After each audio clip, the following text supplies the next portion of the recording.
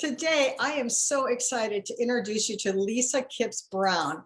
I think the best words to describe this woman are cognitive powerhouse, because she's so strategic in the ideas that she has. They're a little bit outside the box, which is what this world needs today. We need somebody who can see the world differently and therefore help you in your business do great things. And so with that, Lisa, thank you for joining me.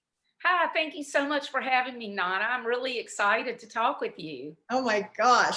So before we talk about your two most recent books, if we could, would you mind sharing with us your career journey?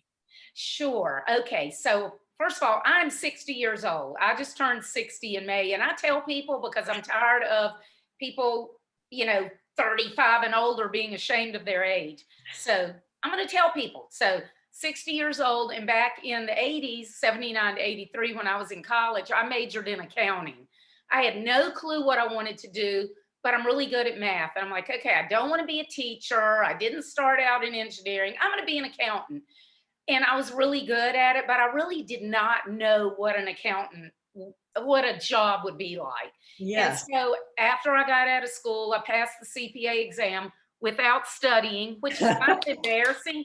I mean, it's great, but I'm like, oh my God, I couldn't even get motivated to do that, which should have been a warning.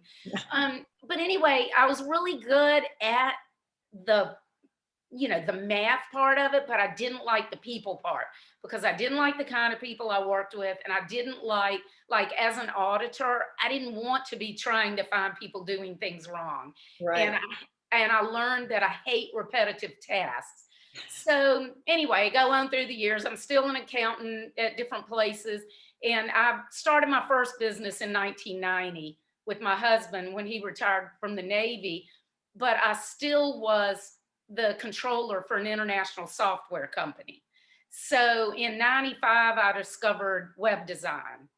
And that's when I was like, oh my God, the blinders were taken off. And I was like, this is perfect for me because I can take my business and entrepreneurial background and combine it with creativity. And up until then, I had not even thought I was creative because I thought of creativity as more like musicians and artists. I Right. didn't understand that thinking is creative. Yeah. So I ditched my CPA license, ditched accounting, started my business in 1996, and basically been in the world of the internet ever since.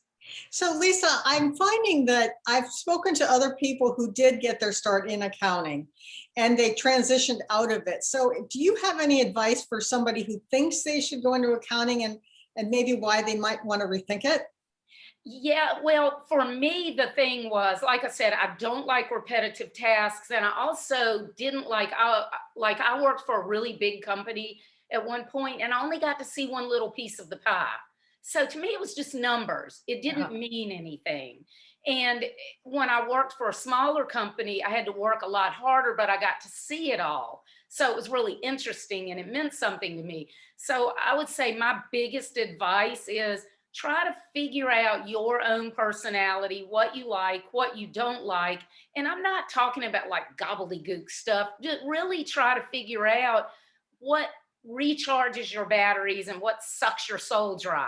Right. And what kind of people do you like to be around? And even down to how do you like to dress? Do you want to have to wear like a suit and stuff every day? Do you want to be able to sit around in shorts and a t-shirt?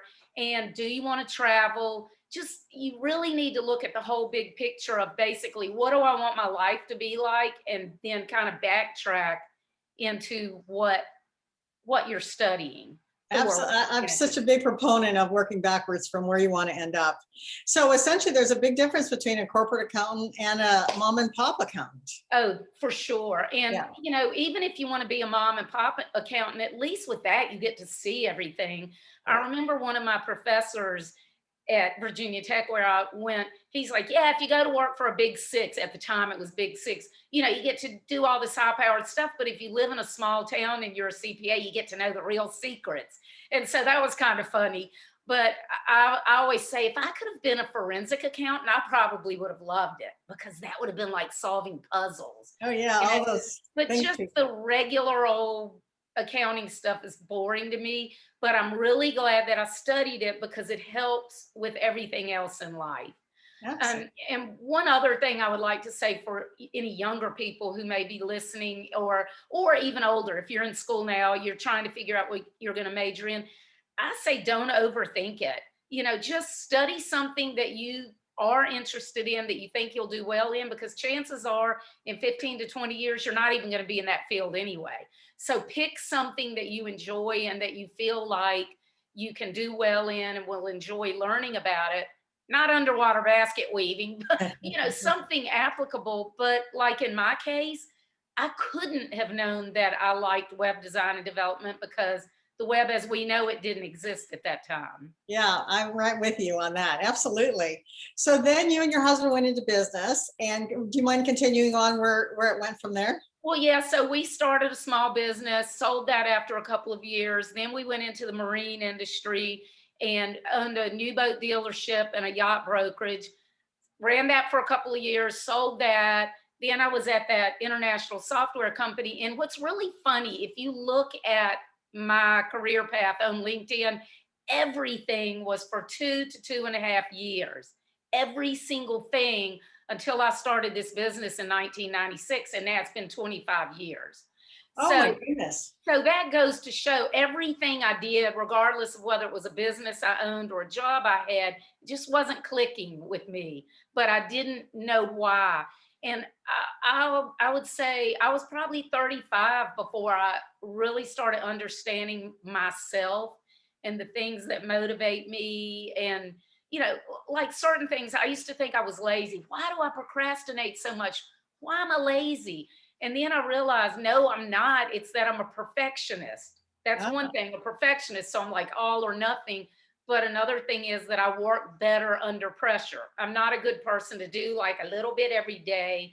I'm better at like cramming something out and just getting it done. So, that's something else for people to understand about themselves. I'm sure that's one of the reasons I didn't like repetitive tasks. But to give you an example, the book before this one that just launched a few weeks ago, the book I wrote in 97, I wrote in a weekend. Oh my goodness. Yeah, but everything was already in my head. So all I had to do was take it from my head and write it down. But if you had told me to write a page a day, I would probably still be working on it. And that book is The Boomer Cash Out, is that it? Yeah, Do you mind telling us about that book? Sure. So basically, I wrote the book because I was so sick and tired of trying to get clients to understand why they really have to take the web seriously. And it's not just a website sitting out there like a brochure, why they really need to integrate their entire business in it, from operations to marketing to everything. And, people, especially my age, or like from the 40s and up, oh, I've got a business that's doing great. I don't need to worry about that. And so I figured, you know what? I'm tired of saying it. If I put it in a book, maybe they'll pay more attention. And it does work, because then it's something about having it in book form that people are like, ooh, it's more important, But so, yeah, that's why I wrote it. I didn't write it like trying to sell a ton of them. But what's so funny, a few months ago, this guy contacted me. Well, we had hooked up because of something else I'm working on. And he emailed me the first time and he said, I have a real world confession. He said, I'm a fan of yours. I've been a fan of yours for about a year. And he had bought Boomer Cash Out. And he's only probably like 30. Oh. And he has an MBA from Wharton and a master's in public administration from Harvard. And he's a Harvard fellow. And he's like, I love your book and I recommend it to all these people. So I thought that was really funny. You never know who might read it. Wow, that's quite a testament. That's very cool. I love that. The reason I named it Boomer Cash Out is so older people like me I didn't want them to feel intimidated. I wanted them to feel like this is written for me, but it really is applicable to anybody. And it doesn't use a bunch of technical jargon. It's a very short book. It's more, these are some of the kinds of things you can do, and this is why you need to do it. Because really only a third of businesses ever sell. So, and most business owners, the majority of their wealth is tied up in their business. So they're like, oh, I'm going to retire and make all this. No, you're not, unless you really have to make some changes in order to be able to ever sell your business. Absolutely. Outstanding. Well, I'm finding, aren't you finding too that older people, let's just say people that are 65 and older, are all of a sudden recognizing that, oh my gosh, I don't want to retire. Yeah. That's a death sentence, right? Yeah, it is. And I think people really understood it with COVID, because all of a sudden, even if they were still working, they were stuck at home. But there are a lot of people who maybe even got a golden parachute or something and realized, retirement sounds wonderful until you're actually doing the same thing every day. And you can't play but so much golf. I actually know a guy who sold a business. He had built it up pretty big, so I'm sure he got quite a bit of money out of it. He's like, I'm just going to lay on the beach the rest of my life. And he's right around my age. He went to one of the islands somewhere in the Caribbean for maybe a month, laid on the beach drinking cocktails, and then he's like, okay, I can't do this. I'm bored. I know, I'm right there with all of that thinking. Yeah. Absolutely. Yeah, so it's just like, but the thing is, people, they dream about retirement because they think of work as work. Right. They don't think about, oh, what do I like to do and how can I figure out a way to do it? And oh, a great bonus, a side benefit is I can actually get paid for it. Absolutely. And if you form a company, now you can write off other things as well. So yeah, there's a real asset when you decide to own your own company. Absolutely. Okay. Yeah, so and if you like to travel, hey, it's a perfect excuse. Perfect excuse. Absolutely. Okay. So now I love this title, Disrupt Your Now. Can we talk a little bit about that book? Sure. So last year I was in Nashville with Steve Sims, and he knew I'd written books. And my cousin, Charles Kipps, is an author, and he's won an Emmy and all this. He's a screenwriter, novelist, has 7 gold records, like a writer of every kind. Steve goes, why have y'all never written a book together? And I'm like, good question. So I call Buddy. I'm like, Steve wants to know why we've never written a book together. And he goes, good question. So we decided that we were going to write a book for entrepreneurs together. And I was taking the lead and setting up interviews, and the book kept evolving. Long story short, we were going to interview like 10 to 12 entrepreneurs, successful entrepreneurs, and tell their story, to it evolved into 50 entrepreneurs.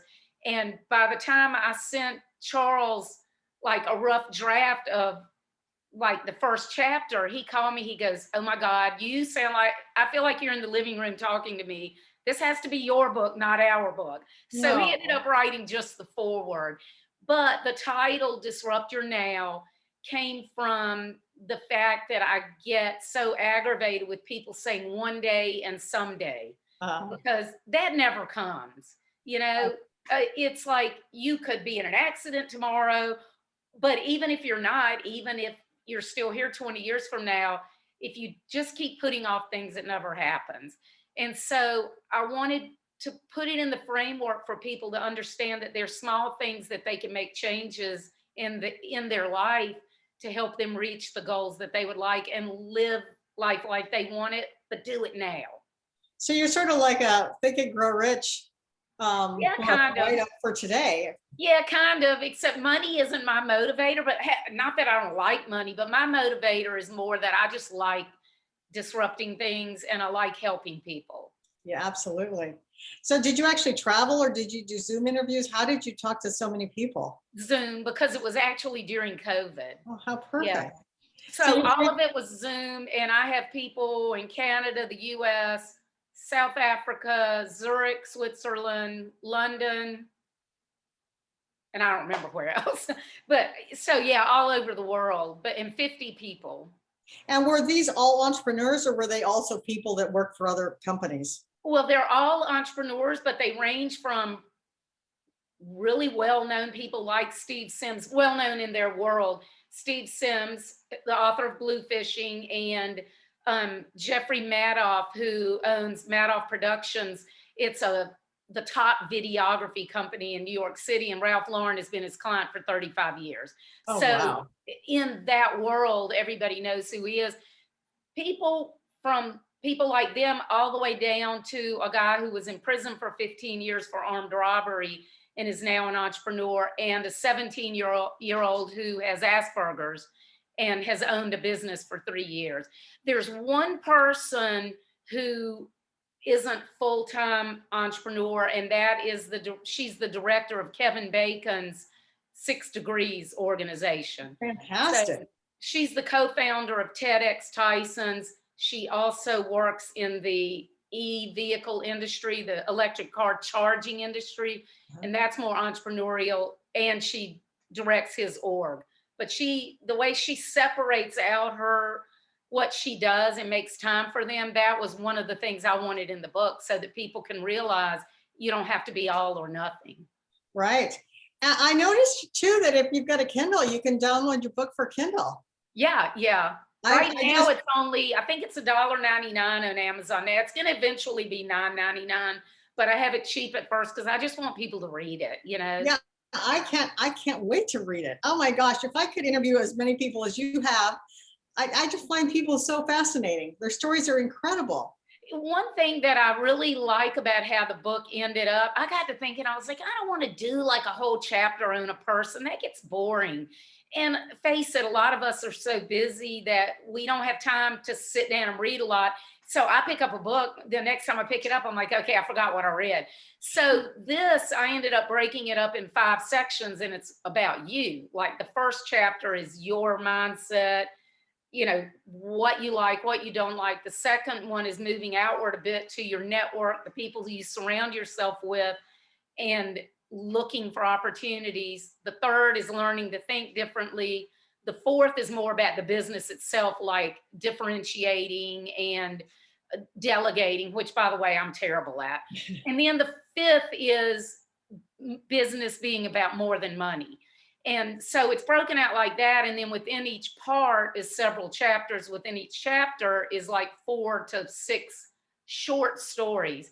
So I laughed the other day. I told my friend, I was like, you know, it's kind of like a bathroom book for entrepreneurs. It's really good. Just pick it up and start reading anywhere. Yeah. Oh, that's fantastic. Well, that seems like a great book for even people who are in college. Just they really learn a lot in a hurry. Yeah. At an age. Yeah, it really, because of the wide variety of people that I was able to speak with, it really is kind of a crash course. And even for people who aren't entrepreneurs, I've had a few people contact me and they're like, I'm not an entrepreneur, but this is helping me so much in my everyday life and in my job, because a lot of it is just about mindset. So But in terms of all these people, would you say that there's a common thread? Like you just mentioned mindset. Is there a thread that you find within all these different people? I would say the biggest thread is that so many people say you have to be prepared for opportunity. You have to look for it. You have to know how to look for it. You have to know how to recognize it, but you also have to be prepared, because it's not going to do you any good to recognize opportunity if you're not ready to take advantage of it. So there a good number of the stories in that, at the core of them, are people taking advantage of situations that they kind of accidentally find themselves in. Yeah, because a lot of people are too afraid to take action. Yes, yeah. So does this book help them recognize that, hey, if this comes across my path, I just need to jump in and go for it? I feel like it does. And, you know, everybody's different. So some people might never feel like they can do it, but hopefully, because of some of the stories in it, hopefully it will make them feel a little braver. I'll give you an example. So Charles, my cousin who was going to write it with me, when he was just in high school, he worked for his local small town newspaper, boring stuff. This was in the 60s. So he talked them into letting him report on the Civic Center at the concerts. And they were like, that's stupid. But he knew that he wanted to be able to go and meet people who had connections. So they figured, oh, what the heck, they'd let him do it. He's just a 17-year-old kid. Why not? So he went and he would meet the managers and, you know, get stories and interview the artists. But his real goal was collecting contacts, because he knew one day he wanted to be in the entertainment industry. Oh, brilliant. So fast forward, he was like, I think 21, he's walking down the streets of DC and he heard heard music coming out. These guys were singing around a piano, and he went in, he's like, I love that song. He talked them into doing an agreement with him to go pitch their song, contacted a guy he had met several years earlier. The guy put him in touch with somebody else, and he ended up signing them to a record deal. And people younger than me may not know who they are, but it was the Presidents and the song 5, 10, 15, 20, 25, 30 Years of Love. And it was Grammy nominated. Very Oh, first that's song out of the gate. outstanding. So that's an Wonderful. example. He was just a kid and he didn't know what he wanted to do, but he knew he wanted to be in the entertainment industry. He knew it wanted to be writing in some way. And hopefully in the long run, he wanted to be in screenwriting, which he is, but he saw music as a door, as a pathway. And so he ended up owning a production company with Van McCoy from The Hustle, Van McCoy and The Hustle. And they wrote and produced for like Aretha Franklin and Gladys Knight and the Pips. Then he gradually went into TV and screenwriting. So that's just an example of an everyday kid. He had no benefit. He had no hand up. Single mother, 3 kids, you know. So that just goes to show you. Sorry, we got the Amazon guy dropping something off. That's okay. That's okay. You would hear that at my house. I'm in the office right next door to my house. So that's the only reason you're not hearing stuff like that now from me. Sorry about that. That's okay. So let's see. So if you have any, like your favorite advice to share with anybody, what do you have a couple favorites? Oh gosh. One thing is it's your business. You can make it anything. It's your business and you can make it anything you want. I would say the biggest mistake that you mean start over? No, you're good. Okay. I would say the biggest mistake that I see people make, including myself, I did this at one point several years ago, and I talk about this in the book, is looking around at what everybody else is doing in your industry and building your business like they are because you feel like, ooh, I got to do what everybody else is doing. Or you feel like I might miss out on something. And the thing is, that's the antithesis of what we need to be doing because we started a business so we could live life like we wanted it and work with people we like, doing what we like doing and make decent money. And then all of a sudden we're shoeboxing ourselves back to what we came from. To me, that's the biggest thing. And I think if people can keep that in mind, everything else kind of falls in place around it. Yeah, I mean, for what I do with when I'm helping people look for work, I'm always saying just because they don't have a position with what you want to do doesn't mean they wouldn't consider it if you would get out there and talk to them, right? Yeah, they will create the position. Right. If somebody who has the means to do so, whether it's an executive in a big company or the owner of a smaller company, if you meet the right person and you connect with them in the right way and they feel like they or their company will benefit from you, they will create a position. Absolutely. I just noticed it doesn't have to be no ever. Exactly. Yeah. And I'll give you another example about if there's an opportunity that you're hesitant about going after because you feel like, oh, I don't have the right experience. When Stacey Houston, the Kevin Bacon's 6 Degrees director, she was approached by a friend. They thought she would be good for the job because the director of 6 Degrees was leaving.